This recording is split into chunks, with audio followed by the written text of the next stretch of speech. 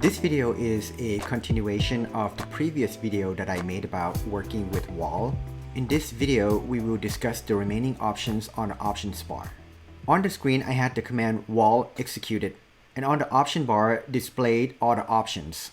The first option that I want to discuss is the height and depth option, which is the first option over here. By default, and about 99% of the time, you will have this option set to height. But if for some reason depth is required, I will show you how it works. First, I will change this option to depth, and you're going to get a warning on the bottom left corner. I'll show you what that means. To do that, I will open South Elevation.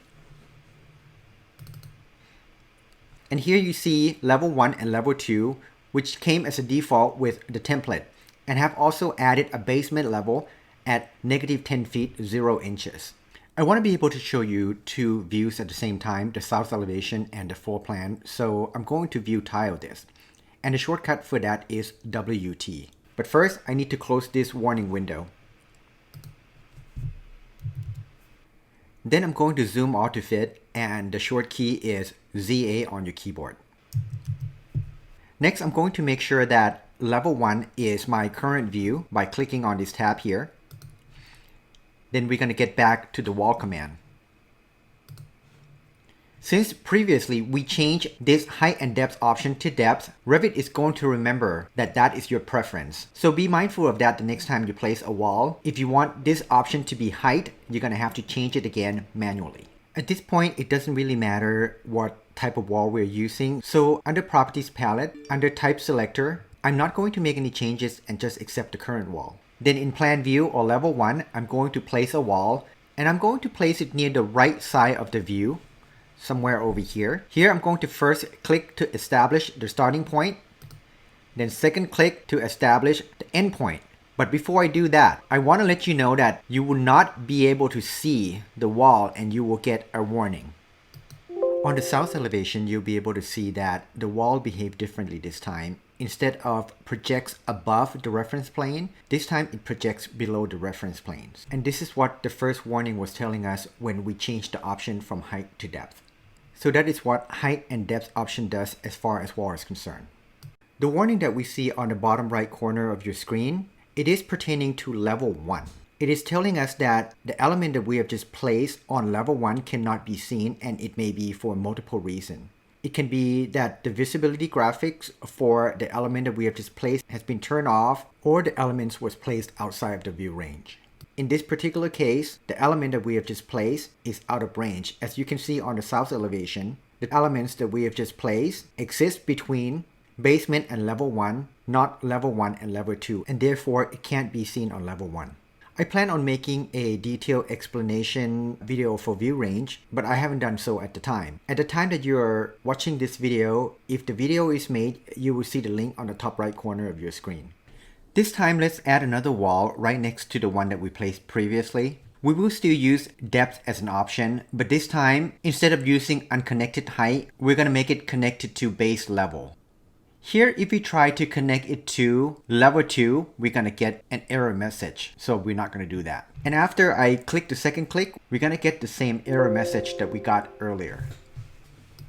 From this point on out, if you watch my previous video on working with Revit walls, these two walls that we have just placed will behave exactly the same way. The one that has the base and top constraint, the height will change based on the distance between the two references. And the one without the constraint or unconnected will only change if unconnected height is changed manually. Next, we're going to talk about joint status. But first, I have to execute a wall command. Joint status is the last option on the option bar. To illustrate this option, I will have to place at least 2 walls. And again, at this point, it doesn't really matter which wall I use, so I'm going to accept the current wall. With joint status allowed selected, when 2 walls are connected, the 2 walls will join automatically. Let me zoom in. So joint status refers to this area over here. It doesn't matter which angle, and it doesn't have to join at the endpoint. Now let's take a look at disallowed. With disallow option selected,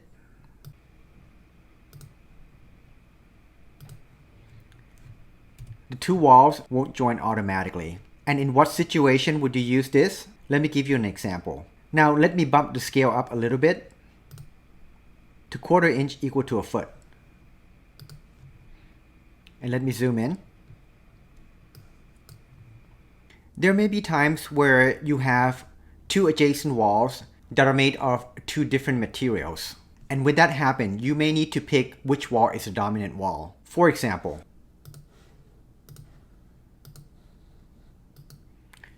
currently I have two stucco walls that are adjacent to each other. Next, let me change the detail level to medium so that we can actually see the assembly of the wall.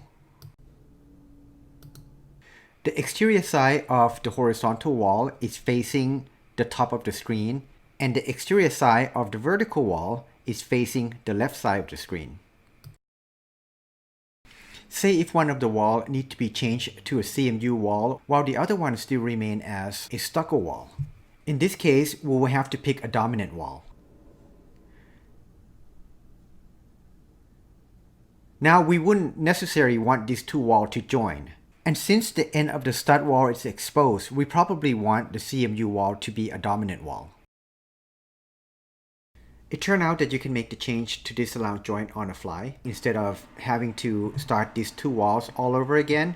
What you have to do here is just click on the wall that you want to make the change to, and you see this control dot over here. If you right click on this dot and select disallow joint, and now the disallow joint is enabled to the selected wall. If I drag this wall back by clicking again on this control grip and pull it back, and this time I'm going to pull it back up until it meets with the CMU wall, you will see that they are no longer joining. Then I will align the surface of the stucco wall to the end of the CMU wall. AL is a short key command. And then hit escape.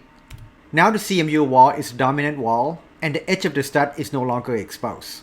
Hopefully this explains the allow and disallow joint options and the situation where this option might be useful. Finally, we're now ready to talk about the last option on the options bar, which is location line.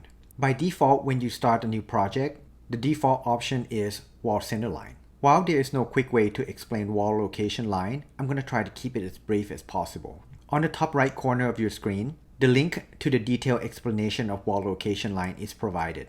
Let's take a look at the options that we have. We have wall center line, core center line, finish face exterior, finish face interior, core face exterior, and finally, core face interior. We're going to put a pin on core face and focus on finish face first. Finished face refer to lines that represent the finished surface of the wall. Think of it as a surface that you can actually walk up to it and touch it. Finished face exterior is the face of the wall that you can touch when you're outside. And the finished face interior refers to the surface that you can walk up and touch when you're inside. Now the distance between these two lines or two surfaces give us the total wall thickness. Halfway between the two finished surfaces is wall center line. Now let's get back to core face. Before we can talk about core face, I need to show you what core is. Take the wall assembly that you see on the screen for instance. If I select on this wall, go to edit type, and click on edit structure. This dialog box here shows the entire assembly of the selected wall. The top side of the dialog box is exterior and the bottom side of the dialog box is interior. In other words, the finished materials on the exterior is plaster and the finished materials on the interior is gypsum wallboard. If you take a look at row number 4 and row number 6, you see that it is highlighted in gray. Core refers to any materials that are in between those two rows. Therefore, core face exterior refer to the line where metal stud layer and plywood sheathing touches. On the opposite side, core face interior refers to the line where metal stud layer and gypsum wallboard touches. I also want to point out that you can have more than one materials inside of the core. Let's take a look at what core looks like in graphical view. Highlighted in orange is metal stud layer. The layer above that is plywood sheathing, and the layer below that is gypsum wallboard. So the core finish surface that is facing the outside is considered core face exterior, and the core finish surface that is facing the interior is considered core face interior. Halfway between those two surfaces is core center line. Now that we have ID all of the options under location line, we can talk about what it is and what it does. The closest analogy that I can give you is, think of wall location line as an anchor point along the length of the wall. Take this wall for instance. Currently, the location line for this wall is wall center line. There. If I were to flip this wall, it is going to take this center line as an anchor point for this flip. Then the exterior walls will flip to the interior, and the interior will do the opposite. Let me give you another example. This time we're going to take the current wall and change the location line from wall center line to core center line. So first, I will select the wall, and in property palette, under location line, I will change from wall center line to core center line. If you look carefully on the wall, you will see blue dots on each end of the wall, and the two dots are located at center line of the core. Now if I were to flip this wall, it's going to take core center line as an anchor point or an anchor line and flip the two finished surfaces around it. Take note of where the finished surfaces are at the moment.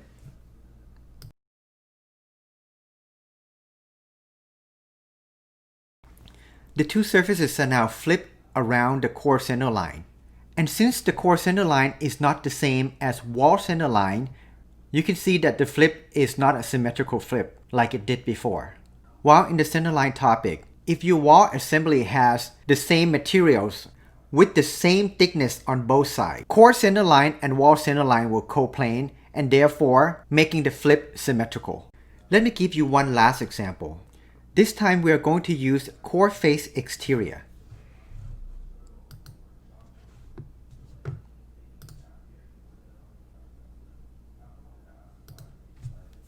This is the option that I use the most. And again, let's verify. If you look carefully again, the two dots at each end of the wall will align with the core face exterior. And when I flip the wall, this time it's going to use core face exterior as an anchor point or an anchor line, making the change more drastic than before. Hopefully this helped you understand how location line behave. Finally, we can talk about how we use it. For this last part, it helps if you understand a little bit about construction, and again, without going into too much detail. Generally, you want your wall location line and where you place your dimension to be the same location. The location line for the three walls on the left-hand side were set at wall center line, and the location lines for the three walls on the right-hand side were set at core face exterior. Now let's place dimension for those walls. On the quick access toolbar, we're going to select dimension. Then on the option bar, I will set the preference to faces of core. So if I dimension the groups of wall on the right hand side using this setting,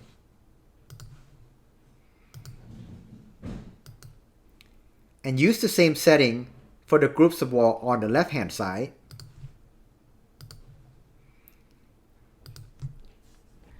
during schematic design, this may not be that big of a deal, but eventually you will have to convert this into construction document, and that's when the problem arises. As I mentioned earlier, most of my projects are wood construction, so the example that I'm going to use is going to be for wood construction. On the right hand side, my dimension preference was set to faces of core, which match with the location line of the walls. While the dimension on the left, the dimension preference is not matching with the wall location line. Now to turn this into a construction document, we're going to have to change these walls from generic walls to an actual walls that we're going to use for the project. For this example, I'm going to use stucco wall.